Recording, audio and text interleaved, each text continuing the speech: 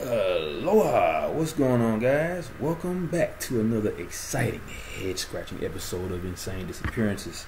Sorry for the wait, but as I told you before, I got a lot that's going on right now. You know, there's my novel that I'm working on at this point. I got another one that I'm trying to work on right now, which is a military sci-fi novel. And then, of course, there's my first one, which is my erotic novel, which was, of course, like I said before, my live video on Facebook, it was actually approved by a publishing company, but, I'm still trying to do some searching, I guess, you know how it goes. But anyway, tonight, got a couple of stories for you today. I wanted to do some updates, too, on a couple of things. I know it's a little late because I've been so busy with everything else. There was the story about Allison Raspa, and of course, the guy right here in my, in the town that I live in, or in the state of Georgia that I live in, Mr. Cunningham himself. So I'm gonna do the updates on that, which I know everybody already knows about, but still, figure I'd do it anyway just in case.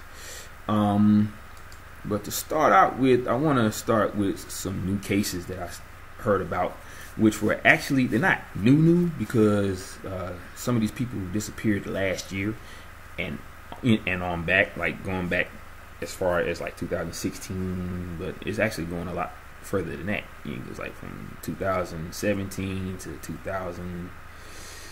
Well, it goes back pretty far. So I will start with more recent ones first and just work my way back. This one is actually about a 45-year-old male. He's about 5'7". He's tall, 121 pounds, brown eyes and black hair. This 45-year-old man is named Jung Hyun Wan. He went missing from Grand Canyon National Park. And this happened on September 17th of 2017. Now, the little bit of information that they have for this man is, small, because I guess by him disappearing, they haven't had any leads, even now with the new year coming in. It's already here, but anyway. But it says here, a white Toyota Camry belonging to, excuse me, sorry. Oh, boy. Okay, belonging to Jung Hyun Wan of Los Angeles, California, was found at Moran Point on the south rim of Grand Canyon National Park on September 17th of 2017. The vehicle was previously seen near the New Hants trailhead. Wan had no known plans in the area, and his current whereabouts are unknown. Now, as I said before, that's the only information they got of him, even now after, 2018, came in. But for those who may know anything about this 45-year-old man, you can call the tip line at 888-653-0009. Now, I'm going to talk about this man right here who disappeared in Yosemite National Park. His name is Peter Jackson. He disappeared on September 17th of 2017. I'm sorry, 16. Now, his description is, it says right here, Jackson was 74 years old at the time he went missing. White male, 5'10", tall, 155 pounds, blue eyes, gray hair, and beard. Excellent physical condition, carrying a royal blue outdoor products day pack. Case info, which is still pretty short. Jackson is believed to have gone for a day hike from his campsite at White Wolf Campground, but he did not return. He had sent a text message to his son saying that he was on his way back to the park on September 17th of 2016. His vehicle was found at the campground, and camping fees were paid through September 21st of 2016. As of October 2nd of 2016, The search for Jackson was placed in continuous limited mode. Okay. Now these go back pretty far, all the way back to like the early 2000s, and some of these guys I haven't even talked about. Some of them I've heard about in David Paulides' books, like George Pinker. I think I did a story on him, but if not, I will get to that at a later date. And then there's a Samuel Bohike. I think I did one of him. I'm not sure, because like I said, most of the videos that I've done from David Paulides' books were from when I first started my channel about 4 years ago. So I want to get into the details on Cunningham, though, as an update, and I want to get into I'll get into Rasper. I mean, the most I can say about Allison Rasper, they found her body in a slightly frozen lake. So I'm glad they found her, even though she was deceased. At least the family can be at peace and they can put her to rest. Now, there hasn't been any information on the condition of the body, as well as anything that they may have found to say how she died. But I'll be looking into that, in the coming weeks to find out more on this, on that woman. But I'm still glad that they actually found her. But let me get into the information on Timothy Cunningham real quick. I gotta find that page again. Let's see. Just give me a second here. Let's see if I can. Here we go.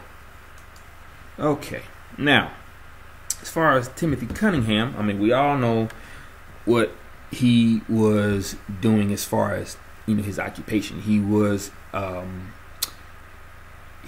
working for the CDC at the time. He went out for a job that he didn't get, and I'm guessing the reason why he didn't get it is because he became a whistleblower about the vaccines that they were putting out there for the people who was getting sick from this flu, and he was telling people not to take it because it did not work. And thusly, when he left his home, he vanished, and they actually found his deceased body a couple of weeks after the fact. But here it says there were no signs of foul play in the death of a U.S. Centers of Disease Control and Prevention epidemiologist who likely drowned, officials said Thursday.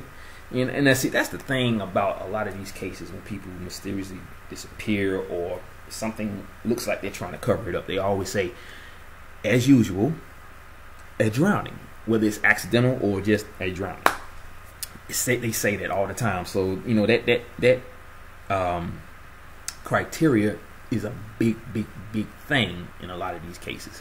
Now in cases like him, obviously they were trying to cover up some things because a lot of people think that the CDC had a lot to do with his death.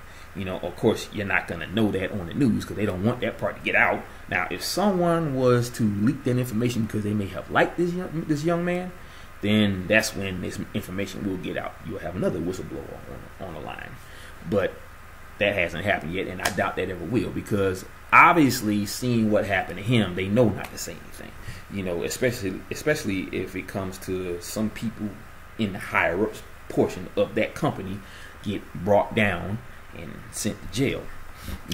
So, but anyway, now the remains of Timothy Cunningham were discovered Tuesday in the Chattahoochee River in northwest Atlanta. Police spokesman Carlos Campos said Cunningham, 35, was last seen on February 12th. The preliminary cause of death is drowning. Fulton County Chief Medical Examiner Dr. Jan Gorniak told reporters the manner of death has not been determined, she said. Authorities made a positive ID of the remains by using dental records, Gorniak said. Now, here's the part that gets me. They are saying that it was a drowning, but at the same time, they're saying that the manner of death has not been determined. So, which is it? Either he drowned or it's not been determined. Because a lot of these cases where people just seem to vanish without a trace and then they pop up dead, they are always found without a cause of death. Now, it could be anything. Now, I'm going to be honest. I know I talk a lot about the mysterious, theories that may surround these cases when the fact that they are found dead without a cause of death, or the surroundings are very mysterious. Like, they're always partially clothed. Their clothes are neatly folded on top of a log with the shoes on top of it, or their tooth is found underneath some pine straw. It's a lot of things, and I talk about these things on my channel, and because it helps you open your mind to other possibilities other than something that's logical, because these things are out there. And the fact that people disappear without a trace and are never found, like Stacey Harris, or even Dennis Martin, even though people say it has something to do with this upright walking creature that had him on his shoulder and then all of a sudden he's gone. They never even found his remains. So who's to say that whatever that thing was had something to do with it? I mean, because I would imagine they either buried the body somewhere in a very marshy area where you would probably never find him, or they devoured him. I don't know. That's just my theories. That's just my personal opinion. But in cases like this, the CDC is, pretty much upfront with all this stuff as far as them being in the limelight, because they know he was a whistleblower. Everybody knows that. And all of a sudden, poof, he just disappears and he's found dead. So naturally, they're going to be the number one people that they're going to blame for his death. Now I know they're going to do whatever they can to make sure they don't get blamed for it, but who's to say they still won't? I hope that somebody gets brought to justice at this point, because he was too young. He was 35 years old. I remember when I was 35. So that's pretty young. And for him to just vanish and then turns up dead, and they saying that he drowned, but now they saying that the cause of death hasn't been determined yet. Yet you already saying he's drowning, which is the same thing that everybody says about everybody that seems to be turning up dead. So anyway, now it further says police are awaiting a final report from the medical examiner, but unless new information comes forward, the investigation is expected to conclude soon, the official said. Now, Cunningham's family released a statement Thursday night saying, "We sincerely thank all of you for the support and kindness you have shown our family during this difficult time. We are processing this incomprehensible loss, and request time and space to grieve." Yeah, I know how that feels. Excuse me. Now, Cunningham's disappearance prompted a high-profile police search and a $10,000 reward for clues. As days went on, internet rumors circulated that the case was tied to his alleged role as a flu vaccine whistleblower. The rumors were debunked by police and his family. Now, also, body found wearing running shoes. Major Michael O'Connor of the Atlanta Police Department stressed that things are fluid and things can change. But as of Thursday afternoon, there were no indications of foul play. Cunningham's home is not far from the river, O'Connor said. Cunningham was also known to be a jogger and was wearing his favorite jogging shoes when he was found. According to O'Connor, Cunningham was also an avid collector of crystals, and 3 were found in his pocket. Yeah, I know how that is, because I was a collector of crystals too. I see some in some rocks. Those little white glossy rocks. They have little crystallized, glossy feel to it. And I found one that had a little crystal just sticking out at the top. And I always thought that was pretty cool. So I kept it. and I think the crystal broke off, and it was a real tiny crystal, so I never did find it after that. But you know, I still love to collecting crystals. I got a couple of them myself. You know, I got a real big, like, rectangular one that, you know, upstairs in my bedroom. But anyway, now Cunningham, the condition of the body is consistent with Cunningham having been in the river since he first went missing. Gorniak said there were no signs of trauma on the body. We may never be able to tell you. We may never be able to tell you how he got into the river. O'Connor said. Now, you see, the area has been searched before. Sergeant Cortez Stafford, a spokesperson for the Atlanta Fire Department, said the department had searched the area of the river where the body was found on February 23rd. At that time, Stafford said there was no sign of a body, but that wasn't the case on Tuesday when two fishermen called 911 to report a body. It was very difficult terrain. Oh, excuse me. Whew. Sorry about that. It was very difficult terrain. Very difficult to access the location of where Mr. Cunningham was found, Stafford said. It was in a remote area that's not easily accessible by walking trails, by vehicle, or by people just being around there. The body was found along the riverbank, Stafford said, and was stuck in a lot of mud as well. Stafford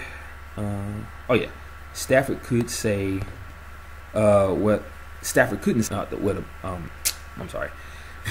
Couldn't say when it was on February 24th. It could, he said, just due to the rise and fall. Holding up.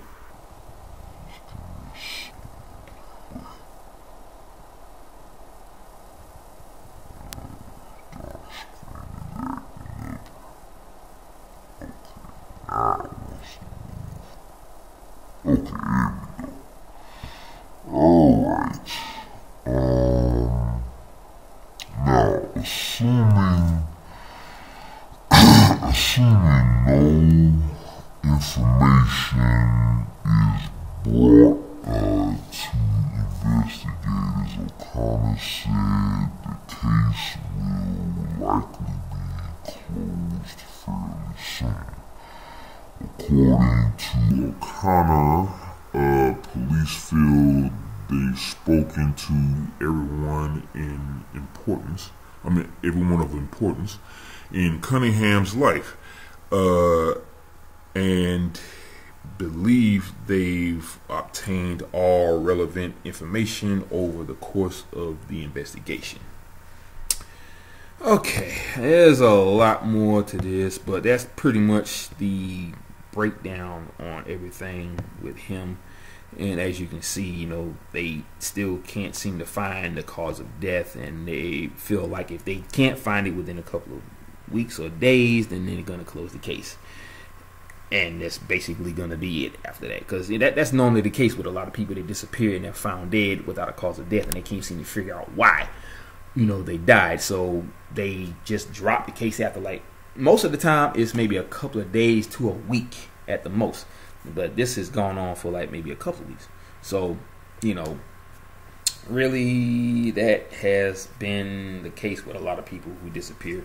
And that seems to be what's going to keep happening until somebody breaks through with the information as to why these people are disappearing. I know with this here, this is different. You know, we have a very strong belief with the ones that have read this story that, you know, somebody had something to do with this, you know, like the CDC themselves. You know, we're talking about a flu vaccine that never worked, so he's telling people, which is what he should have done, which is what they should have done. They shouldn't even had it out there, but obviously they were using innocent victims, children alike, to experiment on to see if it works, which I think is very morbid, but, you know, what can I say? I can't control that because I don't work for the CDC. But anyway, but yeah, that's pretty much it on that case. There was another one, I think, let me see. I know I did Cunningham, I did those two guys. I think I wanted to do a like an update on somebody.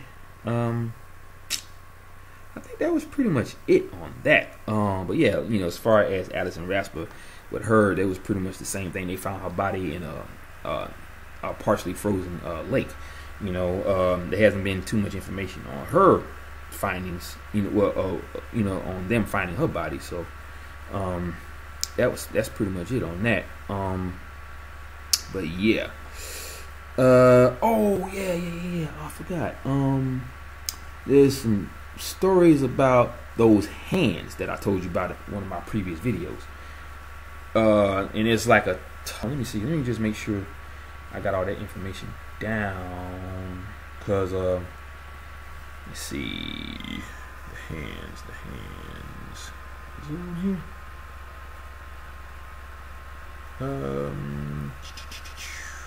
Here we go.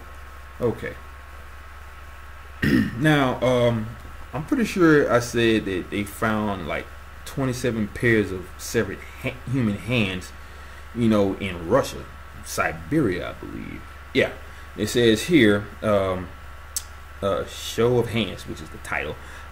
Chilling discovery as 27 pairs of severed human hands mysteriously washed up on an ice-covered island in Russia, which I still think is very creepy.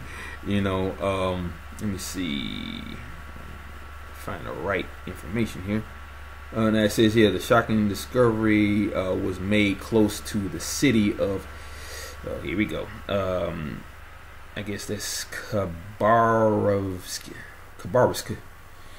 I'm trying to be good with names, but I'm not Russian, so I try to get that right, so I don't want to offend anybody who may be Russian. Now it says like it found in the city of that place, in the far east of Siberia, close to the border of China. It also says all but one of the 54 hands were in a bag. Another spotted first by a local was lying separately on a snow-covered island in the Amur River, around 18 miles downstream from the Russian frontier with China. The sinister finds were laid out in the snow for a police picture. For a police picture. They were located at a popular fishing spot, but locals said they had seen nothing suspicious. Go figure. Seems to happen with a lot of these cases. But yeah, now see, the Siberian Times said it was a mystery over who the sinister hands belonged to when they were chopped off and why. Fingerprints were found on one hand, and the others are being checked. Well, at least they was able to find fingerprints, but who's to say that they'll be able to find the people who they belong to? I mean, just the fact that they were found on the shore, just like that, just like the feet that are being found in lots of other places. I think some of them are being found in Australia, I believe. I'm not sure, but in this case, hands. Very creepy. Something that I can't seem to get my mind around, because first you're finding feet in shoes, now you're finding hands. And I said it before in my last video. What's next? Don't know, but I'm pretty sure we're going to find out at some point. It may be there in Siberia, it may be in Australia, it may be somewhere else. I don't know. But I will keep you guys posted when I see anything else about it, kind of thing. So, let's see what we got here. That's pretty much it. I've been, like I said, so busy with a lot of things, and I've been trying to gather up as much information as I can with everything that has to be talked about. So I'm just doing whatever I can. So that's, like I said, that's what I'm here for. To give you guys the updates and crazy news about all these people that's disappearing. Like the cases that I read earlier, those are small cases. Not big cases, but the information is small because they obviously couldn't find anything. else dealing with these cases. So it's like one of those cases that are left in limbo, and hopefully at one point somebody will find something or they'll say something, but don't look like that's going to happen, because we're talking about cases that go all the way back to like the early 2000s, earlier than that, to be honest. But guys, that's it. That's what I got on this these cases and on this video. Hope you guys enjoyed it, and I promise you I will always make sure that I come back with some crazy ones. Like I said, I'm still fairly busy. I just got finished working 7 days at my job, so I've been kind of tired. That's why I haven't been posting any videos, because I've been real busy trying to get some things started, with my novel and everything, and just some other personal stuff that I got going on, like the family and everything, and my daughter and everything. So once again, I'm glad to be back, and I'm glad you guys are listening to my channel, and I want to appreciate all of my fans for getting me at 2,000 subscribers. 2,000 subscribers, and I want to push for more. So just keep coming with it. Tell your friends about me. Tell your family. Tell your whoever. Tell your dog. I don't care. But I'm here to inform you guys about a lot of things.